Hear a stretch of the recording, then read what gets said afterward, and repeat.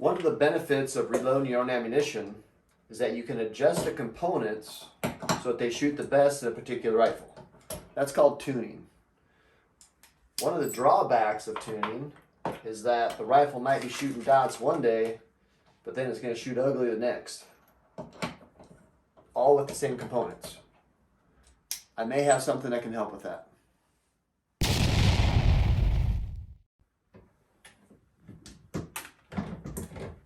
Hi, my name is Jason. Let's connect the dots.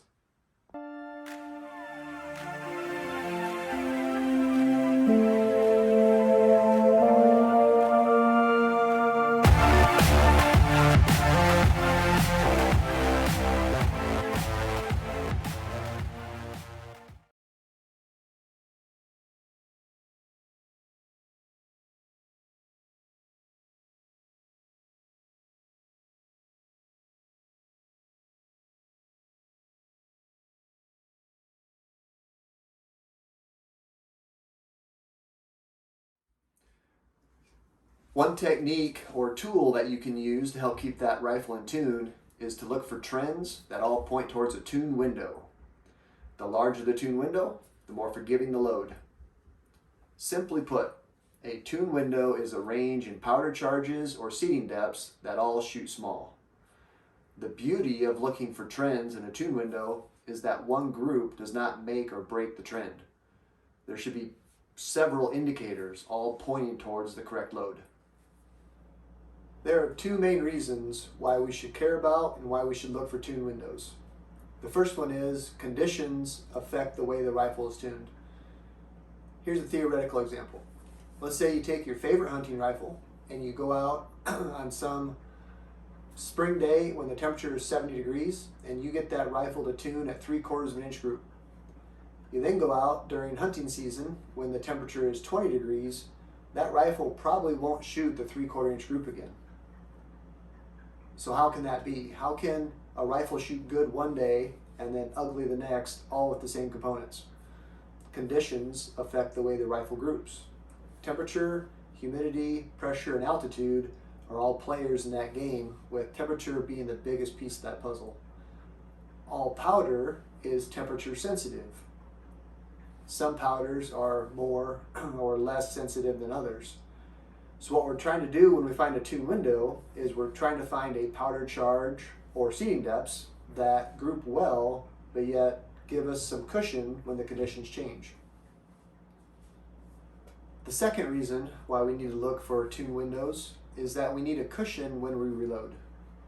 There are so many places to make mistakes when we reload. Just little tiny mistakes can make a big deal in the tune.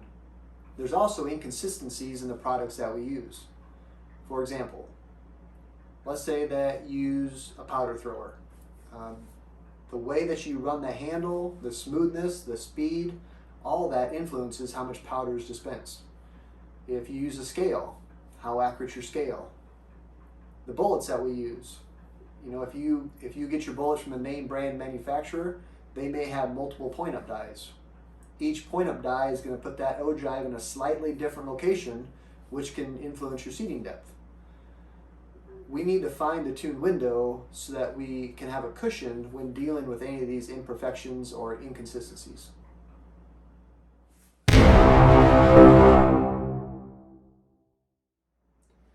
In order to get an accurate trend, the reloader can only change one variable at a time. If you're working with powder charge, you can't adjust the seating depth or neck tension. When I develop a load for a rifle, my standard operation is to pick a powder and a bullet, worry about the powder charge, then adjust the seating depth, neck tension, and finally change primers.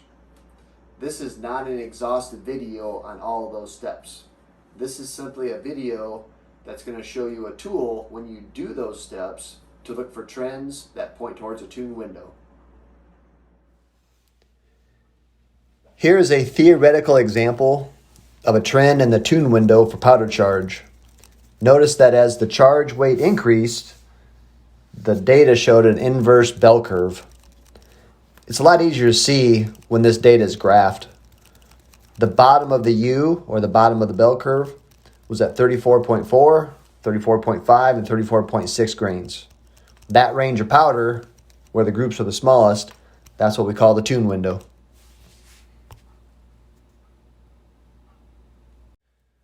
For the initial powder charge, pick the charge in the middle of the tune window. This will give the biggest cushion to account for differences in conditions and for loading. In this theoretical example, the powder charge that I would focus on will be 34.5 grains. Trends in the tune window are easy to spot when the perfect U shape is formed. However, outliers make that a little more difficult. One of the outliers is called a one-hit wonder.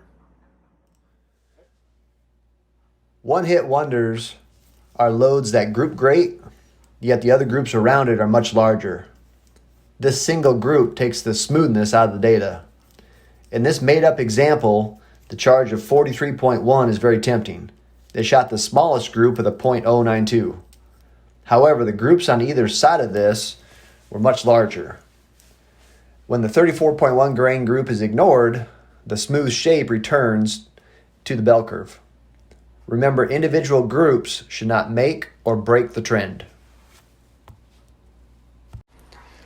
One of the repercussions of running with the 43.1 grain powder charge is that any change in the conditions could open up the groups. In other words, the tune window is not wide enough. For this theoretical example, the true window is 43.3 through 43.7 grains, with the sweet spot being at 43.5.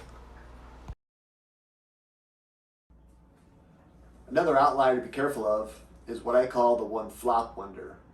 Again, this outlier takes the smoothness out of the data, but instead of the groups being smaller, these groups are larger. The one flop wonder does a good job of hiding the trend and the tune window. In this example, the charge of 48.4 grains disrupts the classical U shape. Even though it's not as easy to see, the tune window is 48.2 through 48.5 grains. A plethora of things could cause that single bad group.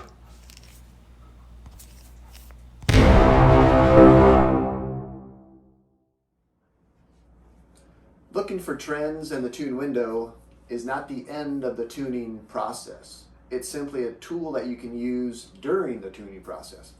Charge weight and seating depth still need to be confirmed on paper and in different conditions. This is especially true if you're dealing with one flop wonders. Reality always trumps theory. Here are some targets that closely match my previous theoretical examples. In this first example, it's a powder charge trend for my 1/18 twist Krieger on my Hunter class rifle. Notice that it's almost a perfect V shape, with the best charge being at 34.4 grains. On this particular day, I was increasing the powder charge by 0.2 instead of 0.1. The greater the difference in the charge between groups, more V-shaped instead of U-shaped there's going to be to the data. Here's the data for a 1/17 twist Krieger barrel on my heavy varmint rifle. This is a real-life example of a one flop wonder. Interestingly, the arrows from this and other targets were all pointing to 34.7, even though it shot an ugly 0.34 inch group. I ended up picking the 34.7 grains, but I confirmed it multiple times in multiple conditions. Lastly, here's an example from a day of tuning my Remington 788 with a Krieger barrel chambered in 22-250. Even though the groups are larger than in my competition rifles, the data still shows a classical V-shape. Seating depth trends work much the same way as powder charge trends. We are looking for that typical inverted bell curve shape or the U shape. The bigger the tune window, the more forgiving the load. The difference is where you pick the sweet spot. On powder charges, I like to go right in the middle of the tune window. That gives me the biggest range, not only when I'm reloading, but also when the temperature changes.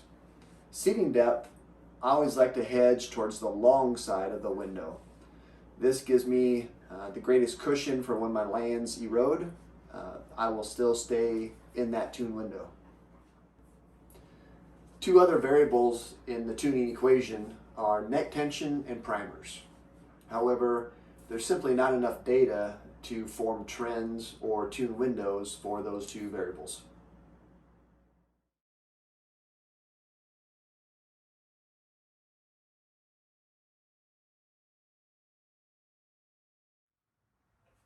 Different levels of competition require different levels of precision.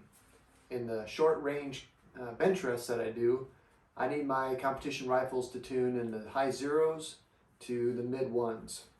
I usually do most of my tuning in the springtime before the first couple matches, but then I always check it again in the summer when the temperatures warm up. I'm mainly a score shooter, so I usually shoot a 30 VR, and H4198 does a good job of giving me the biggest tune window and the best precision. That's a win-win combination. Not all caliber powder combinations are like that. Some calibers shoot extremely small groups, but yet have a very small tune window. That's why a lot of those competitors will reload at the range or have tuners on the barrels. They'll be able to adjust based on the conditions that change. Not all competitors have the luxury of reloading at the range or reloading at their tournament. So therefore, those competitors, it's important that they find a large tune window when they do their tuning.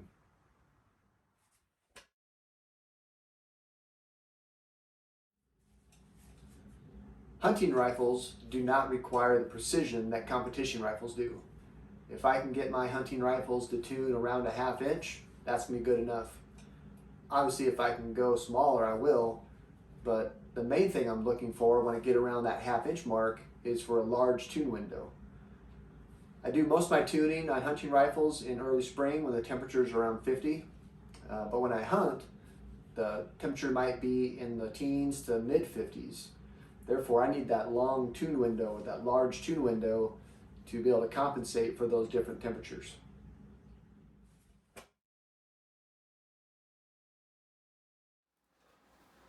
The goal is to find a load that groups well and has a large tune window.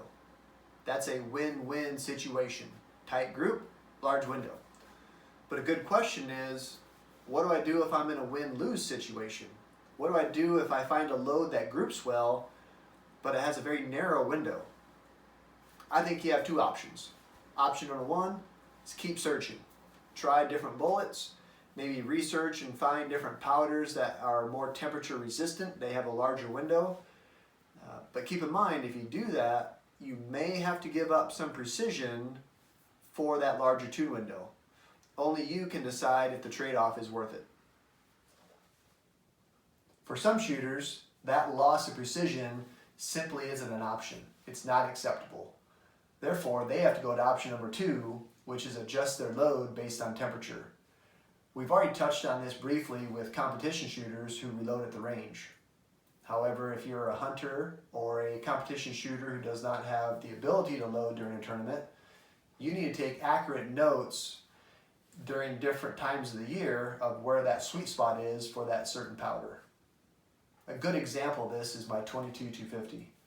With a certain powder, it groups great. However, that tune window isn't very large.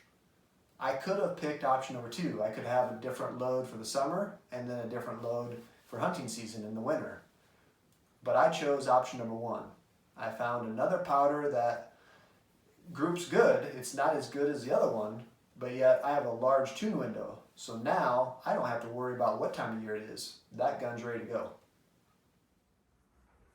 A great tool to have in your toolbox is to look for trends that all point towards a tune window.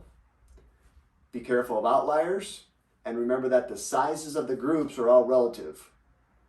Once you find a trend, make sure that you confirm that in different conditions.